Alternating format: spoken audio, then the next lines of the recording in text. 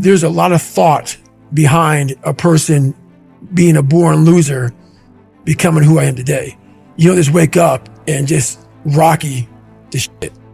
You gotta wake up and think about, there's a process to getting better, and that process is never finished.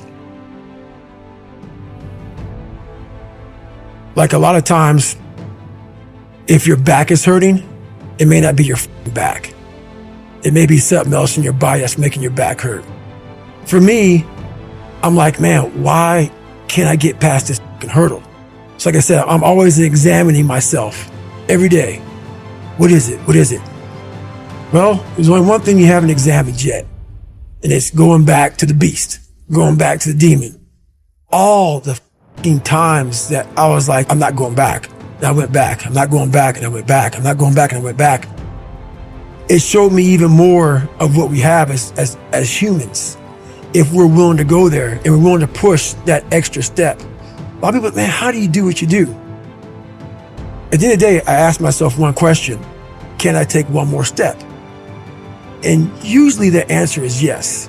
So if you can answer that question and not take another step, that is real failure. That is real quitting. So a lot of people can take one more step, but they choose not to. I don't know if you can take 2 steps. You got to answer that question after you take the first step. But I can always take one more step. So if I choose not to, that's on me. And I got to live with that. I had just climbed a mental wall that was amazing. And I didn't want anybody to take that pain away from me at that point, because that was all confirmation. So for me, this was the new level.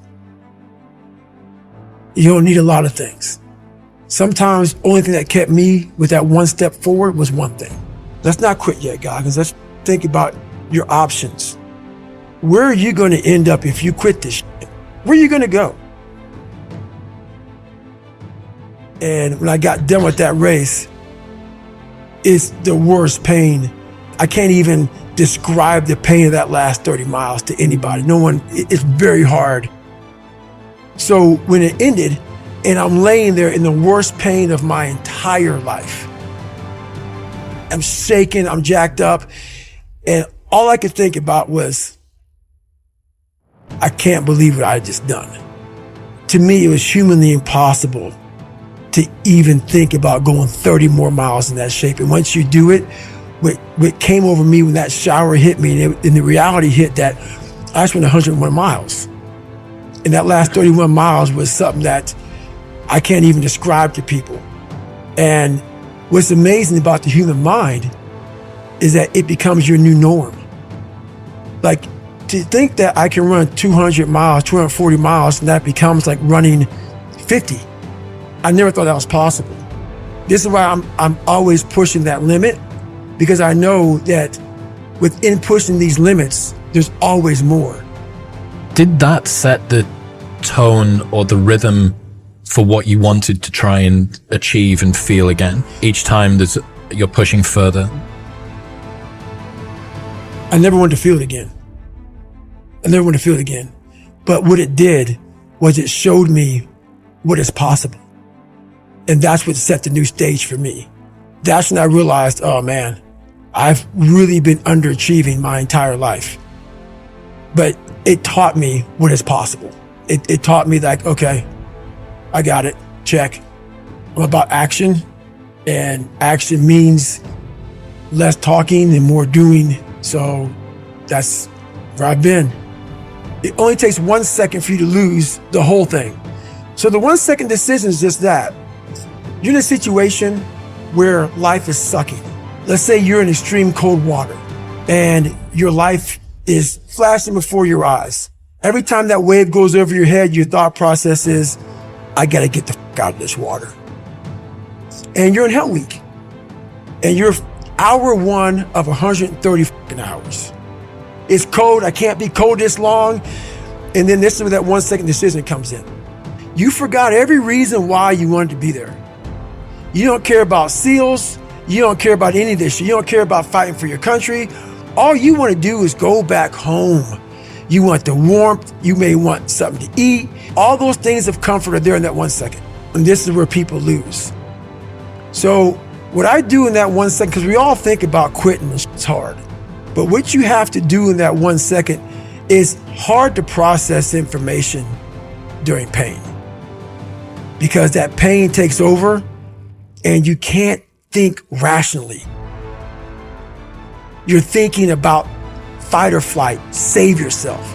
That's not a rational thought. It's not a thought that's going to get you through hard times. Most people fail that 1 second. So what happens, what I do, I start thinking logically. I calm my brain down because your brain just wants to get the fuck out. It's about gaining control of your mind, putting things back in the proper perspective, and then saying, I really do want to be here. And I'm going to have a bunch of these 1 seconds. And I have to learn to control these. Because if I fail one of these 1 seconds, I will not be a SEAL. I will not be a doctor. I will not be a lawyer. I will not be whatever the fuck it is. So that's how important that 1 second decision is. It's all about your mind takes control of you. You have to say, fuck you, I run this motherfucker. There's no other way to make it out here. I mean, you can't just always be, head down in the sand. You got to learn to pick yourself up on your own. A lot of times these fights and these battles, you got to be your own coach. You got to be your own motivator. Because there's a lot of people in this world who don't want to see you make it because they think you could take a piece of their pie. But I've learned to study people before I react.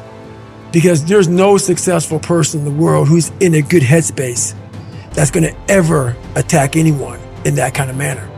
There's always going to be something wrong with them. So you got to always dive a little deeper before you get your feelings hurt. Take time. Take that 1 second to pull back and study them. Because most people who are in good places, they don't care about what you're doing. They don't care about what you're doing. They don't try to destroy you. They actually will try to build you up versus destroy who you are as a person. So that's where I'm at now in life, is most people who do that, they're in a very dark, dark place. As you get bigger, as you get more successful, you open the door for people to critique every fucking thing you do. And most of the people who are critiquing you usually aren't where you are.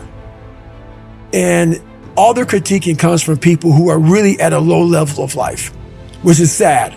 But what we do, people who are on the upper level, hearing the haters at the lower level, like I said, you'll never meet a hater doing better than you. True statement. So I started making these mixtapes with all of these hate messages about people talking shit. And it became such a source of fuel that it was amazing, because I know why you hate me. You hate me because you're probably in the bed right now. You're probably an underachiever. You're probably somebody who doesn't want to do anything with your life. So I make you question everything about yourself. So I'm going to continue making you question yourself by coming out here and being even more successful. So what happens is, there's days where I'm like, you know what? I really don't want to do this today. And I'm like, oh, hang on. So I listen to that while I run. I sometimes play it in the house. It's half comical, it's half inspiring. I'm actually inspired by it. Because I know I'm gonna get hit in the mouth. There's an art to getting hit in the mouth. And that is why these things are important. You have to wake up and you have to give yourself belief. You have to give yourself confidence. So that, it starts with that run. Belief is like, there's an after school special belief where the mom says, believe in yourself. And that's all great. But there's also a built belief. How I build belief is through the daunting tasks I put myself through. So that's proof positive that I can. You don't become confident by shouting affirmations in the mirror, but by having a stack of undeniable proof that you are who you say you are. Outwork your self-doubt. Yes, because a lot of people, they say when you wake up in the morning, pound your chest, look at yourself in the mirror and do all this fucking bullshit. I hope it works. What works for me is that everyday resume. the things I know I've accomplished, the things I know I've done, real hard work, the real calluses on my mind, the real calluses on my hands. That's it. You must build belief. You must build confidence and say, I can knock that shit out.